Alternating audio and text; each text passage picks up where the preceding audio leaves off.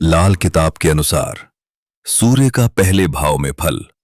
यदि पहले भाव में स्थित सूर्य शुभ हो तो जातक धार्मिक कार्यों में रुचि लेने वाला होता है। ऐसा व्यक्ति धार्मिक भवनों का निर्माण करवाता है और सार्वजनिक उपयोग के लिए कुओं की खुदाई भी करवाता है। उसकी आजीविका का मुख्य स्रोत अधिकतर सरकारी कार्यों से जुड़ा होता है। ईमानदारी से कमाया गया धन लगातार बढ़ता जाता है। ऐसा जातक अपनी आंखों से देखी बातों पर विश्वास करता है, न कि सुनी सुनाई बातों पर। लेकिन यदि सूर्य अशुभ हो तो जातक के बचपन में ही पिता की मृत्यु का योग बन सकता है।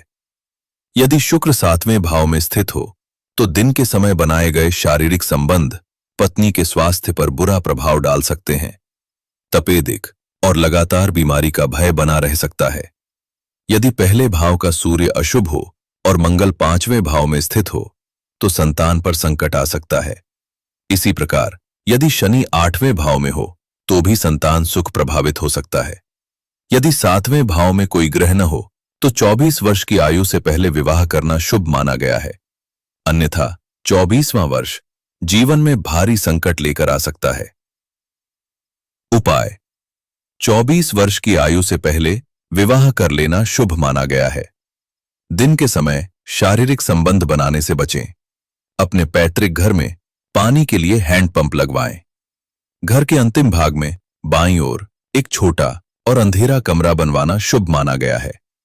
पति या पत्नी में से किसी एक को गुड़ का सेवन बंद कर देना चाहिए। लाल किताब के अनुसार सूर्य का दूसरे भाव में फल। यदि दूसरे भाव में स्थित सूर्य शुभ हो तो जातक आत्मनिर्भर, कुशल और कला प्रेमी होता है। ऐसा व्यक्ति माता पिता, मामा, बहनों, बेटियों और ससुराल पक्ष का सहयोग करने वाला होता है। यदि चंद्रमा 6वें भाव में स्थित हो तो दूसरे भाव का सूर्य और अधिक शुभ परिणाम देता है। 8वें भाव में स्थित केतु व्यक्ति को ईमानदार बनाता है। यदि 9वें भाव में शुभ प्रभाव हो तो जातक प्रसिद्ध कलाकार, चित्रकार या तकनीकी ज्ञान रखने वाला व्यक्ति बन सकता है। 9वें भाव का मंगल व्यक्ति को आकर्षक और फैशनेबल बनाता है। ऐसा जातक अपने उदार स्वभाव के कारण शत्रुओं को भी शांत रखने में सक्षम होता है। लेकिन यदि सूर्य अशुभ हो तो पत्नी, धन, गाय, मां और परिवार से जुड़े सुख प्रभावित होने लगते हैं। धन और संपत्ति को लेकर विवाद बढ़ सकते हैं। ऐसी स्थिति में पत्नी का व्यवहार भी जीवन में अशांति ला सकता है। यदि चंद्रमा 8वें भाव में हो और सूर्य दूसरे भाव में स्थित हो तो किसी भी प्रकार का दान स्वीकार करना अशुभ माना गया है। विशेष रूप से चावल, चांदी और दूध का दान लेने से बचना चाहिए। यदि सूर्य दूसरे भाव में, मंगल पहले भाव में और चंद्रमा 12वें भाव में हो तो व्यक्ति का जीवन कष्ट और संघर्ष से भर सकता है। यदि दूसरे भाव का सूर्य अशुभ हो तो 8वें भाव का मंगल व्यक्ति को लालची बना सकता है। उपाय: किसी धार्मिक स्थान में नारियल का तेल, सरसों का तेल और बादाम का दान करें। धन, संपत्ति और महिलाओं से जुड़े विवादों से दूर रहें। दान लेने से बचें। विशेष रूप से चावल, चांदी और दूध का दान कभी स्वीकार न करें।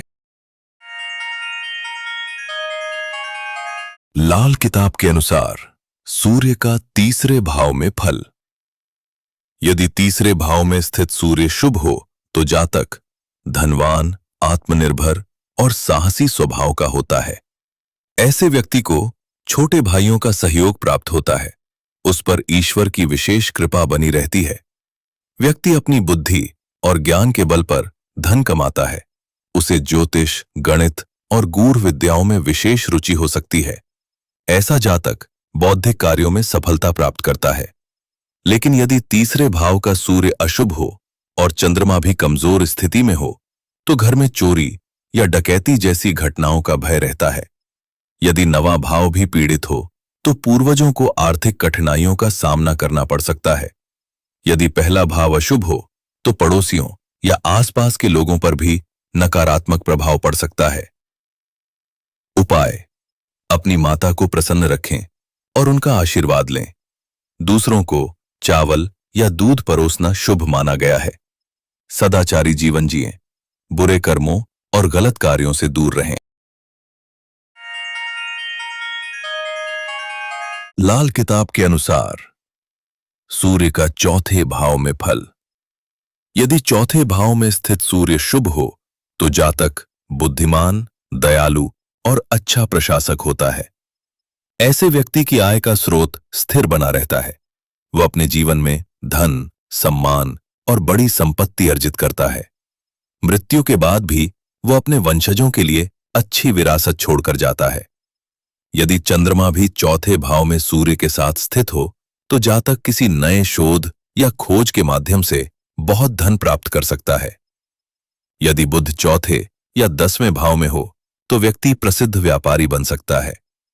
यदि बृहस्पति भी सूर्य के साथ चौथे भाव में स्थित हो तो सोना, चांदी और आभूषणों के व्यापार में लाभ मिलता है। लेकिन यदि चौथे भाव का सूर्य अशुभ हो तो जातक लालची और स्वार्थी स्वभाव का हो सकता है। ऐसे व्यक्ति को दूसरों को नुकसान पहुंचाने या गलत कार्यों में आनंद आने लगता है। धीरे धीरे यही प्रवृत्ति जीवन में बड़े संकट लेकर आती है। यदि शनि 7वें भाव में हो तो रतौंधी जैसी आंखों की बीमारी हो सकती है। यदि सूर्य चौथे भाव में पीड़ित हो और मंगल 10वें भाव में स्थित हो तो आंखों से जुड़ी परेशानियां उत्पन्न हो सकती हैं। लेकिन इसके बावजूद भाग्य पूरी तरह कमजोर नहीं होता। यदि अशुभ सूर्य चौथे भाव में हो, चंद्रमा पहले या दूसरे भाव में हो, शुक्र 5वें भाव में और शनि 7वें भाव में स्थित हो तो नपुंसकता का योग भी बन सकता है। उपाय: जरूरतमंद और नेत्रहीन लोगों को भोजन और दान दें। लोहे और लकड़ी से जुड़े व्यापार से बचें। सोना, चांदी और वस्त्रों से संबंधित व्यापार लाभकारी माना गया है। लाल किताब के अनुसार सूर्य का 5वें भाव में फल। यदि 5वें भाव में स्थित सूर्य शुभ हो तो परिवार और संतान की प्रगति निश्चित मानी जाती है। ऐसा जातक सम्मान, समृद्धि और सुखी पारिवारिक जीवन प्राप्त करता है। यदि मंगल पहले या 8वें भाव में स्थित हो और राहु, केतु या शनि 9वें या 12वें भाव में हो तो व्यक्ति राजसी जीवन जीता है। उसे समाज में प्रतिष्ठा और प्रभाव प्राप्त होता है। लेकिन यदि 5वें भाव में सूर्य का शत्रु ग्रह स्थित हो तो सरकार की ओर से परेशानियां उत्पन्न हो सकती हैं। यदि बृहस्पति 9वें या 12वें भाव में स्थित हो तो शत्रुओं का नाश होता है। हालांकि यह स्थिति संतान के लिए शुभ नहीं मानी जाती। यदि 5वें भाव का सूर्य अशुभ हो और बृहस्पति 10वें भाव में स्थित हो तो पत्नी सुख प्रभावित हो सकता है। ऐसी स्थिति में बार बार विवाह या पत्नी की आयु से जुड़ी समस्याएं उत्पन्न हो सकती हैं। यदि 5वें भाव में अशुभ सूर्य हो और शनि 3रे भाव में स्थित हो तो पुत्र सुख में बाधाएं आ सकती हैं। उपाय: संतान प्राप्ति में अधिक देरी न करें। रसोई घर को घर के पूर्वी भाग में बनाना शुभ माना गया है। लगातार 43 दिनों तक सरसों के तेल की कुछ बूंदें जमीन पर गिराएं। लाल किताब के अनुसार सूर्य का 6ठे भाव में फल। यदि 6ठे भाव में स्थित सूर्य शुभ हो तो जातक भाग्यशाली, क्रोधी और प्रभावशाली व्यक्तित्व वाला होता है। ऐसे व्यक्ति को सुंदर जीवन साथी और सरकार से लाभ प्राप्त होता है। यदि सूर्य 6ठे भाव में हो और चंद्रमा, मंगल तथा बृहस्पति दूसरे भाव में स्थित हों तो पारिवारिक परंपराओं का पालन करना अत्यंत लाभकारी माना गया है। यदि सूर्य 6ठे भाव में हो और 7वें भाव में राहु या केतु स्थित हो तो जातक को एक पुत्र की प्राप्ति होती है। ऐसी स्थिति में 48वें वर्ष के बाद भाग्योदय होने लगता है। यदि दूसरे भाव में कोई ग्रह न हो तो व्यक्ति को 22वें वर्ष में सरकारी नौकरी मिलने का योग बनता है। लेकिन यदि सूर्य अशुभ हो तो संतान और ननिहाल पक्ष को परेशानियों का सामना करना पड़ सकता है। जातक का स्वास्थ्य भी कमजोर रहने लगता है। यदि मंगल 10वें भाव में स्थित हो तो पुत्र सुख प्रभावित हो सकता है। 12वें भाव में स्थित बुध उच्च रक्तचाप जैसी समस्याओं का कारण बन सकता है। उपाय: कुल परंपराओं और धार्मिक रीति रिवाजों का सख्ती से पालन करें। अन्यथा परिवार की उन्नति और सुख शांति प्रभावित हो सकती है। घर के परिसर में भूमिगत भट्टियां न बनवाएं। रात में भोजन करने के बाद दूध का छिड़काव करके रसोई की आग और चूल्हा बुझाना शुभ माना गया है। घर में हमेशा गंगा जल रखें। बंदरों को गेहूं या गुड़ खिलाएं। लाल किताब के अनुसार सूर्य का 7वें भाव में फल। यदि 7वें भाव में स्थित सूर्य शुभ हो और बृहस्पति, मंगल या चंद्रमा दूसरे भाव में स्थित हो तो जातक सरकार में उच्च पद प्राप्त कर सकता है। ऐसा व्यक्ति मंत्री समान प्रतिष्ठा और प्रभाव हासिल करता है। यदि बुध उच्च का हो या 5वें भाव में स्थित हो या 7वें भाव पर मंगल की दृष्टि हो तो आय के स्रोत लगातार बढ़ते रहते हैं। ऐसा जातक धन, सम्मान और सामाजिक प्रभाव प्राप्त करता है। लेकिन यदि 7वें भाव का सूर्य अशुभ हो और बृहस्पति, शुक्र या कोई अन्य अशुभ ग्रह 11वें भाव में स्थित हो, साथ ही बुध नीच का हो, तो जीवन में गंभीर संकट उत्पन्न हो सकते हैं। ऐसी स्थिति में सरकारी परेशानियां, मानसिक तनाव और पारिवारिक कष्ट बढ़ सकते हैं। व्यक्ति को अस्थमा, तपेदिक या अन्य गंभीर रोगों का भय भी रहता है। लगातार संघर्ष और मानसिक अशांति व्यक्ति को वैराग्य या आत्मघाती विचारों की ओर धकेल सकती है। यदि 7वें भाव का सूर्य अशुभ हो, मंगल या शनि दूसरे या 12वें भाव में स्थित हो और चंद्रमा पहले भाव में हो तो त्वचा रोग या सफेद दाग जैसी समस्याएं उत्पन्न हो सकती हैं। उपाय: नमक का सेवन कम करें। किसी भी कार्य की शुरुआत से पहले मीठा खाएं और उसके बाद पानी अवश्य पिएं। भोजन करने से पहले रोटी का एक छोटा टुकड़ा रसोई की अग्नि में डालें। काली या बिना सींग वाली गाय की सेवा करें। ध्यान रहे, गाय सफेद रंग की नहीं होनी चाहिए।